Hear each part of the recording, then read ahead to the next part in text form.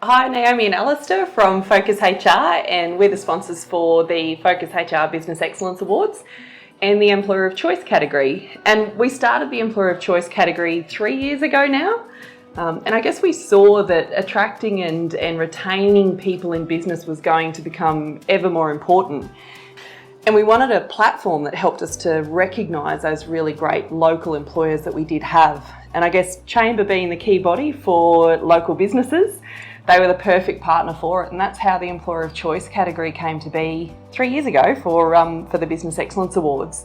Dan, thanks for sitting with us and talking through Employer of Choice, and congratulations again. You and your team did a fantastic job and well deserved. Yeah, thanks Alistair. Thanks for having me, and it was a pleasure on the night to receive that award. It truly was. You're in the trades business. There's a really strong stereotype around blue collar workers, around the trades, around being rough and ready, and this employer of choice thing really sits outside of that. There's talk about when you're in the trades or blue collar, it's about high wages, beer, utes and barbecues, but you and NRG absolutely get your guys to come to work and think well above the day-to-day. Yeah. Why?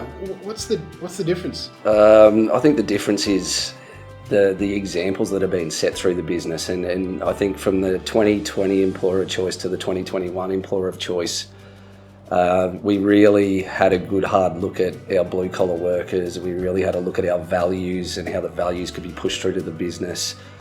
We communicate regularly with those guys. We make them feel like they're part of something. They're not just a paycheck. They're not just turning up to knock nails in or pull cables. It's a much bigger thing than that. We want them to feel like part of something that is growing and developing. And that's something that myself and the senior management team are very good at. We're very good at making those guys feel like they are part of more than just turning up day in, day out for the daily grind and going home.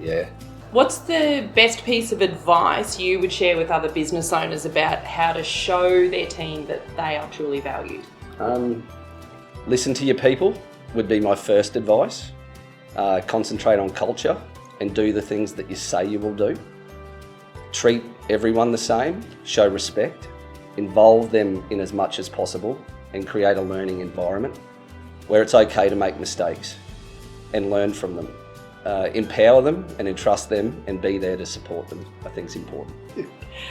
So apart from recognition of other great local businesses on the night, how does being an employer of choice actually benefit your business? The retainment of staff, like I said, the grass isn't greener. The attraction of staff. The timing for us this year was amazing.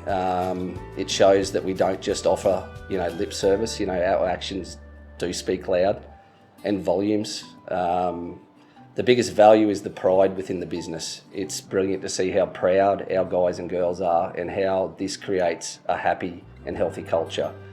And when you have a happy and healthy workforce who are proud of the company they work for, the business growth will just become a byproduct of that. Yeah. And you could absolutely see that on the awards night. I don't think I've ever seen a more excited team jump up when your name was called out. They're pretty proud. So, and I think that's what being an employer of choice is. They're proud of the organisation. They're proud to wear the brand and the badge. Yeah. They love coming to work every day, and it's not just about benefits. It's about much more than that. It was really clear to see that you'd worked a lot on the linking everything you did, so the benefits or the value proposition or whatever you're doing, and we'll get into some of those things shortly, but whatever you're doing, you linked it back to this core purpose and your core values within NRG. Yeah, and we did, and it takes a lot of administration and it takes a lot of people, but that investment, I think, truly pays dividends.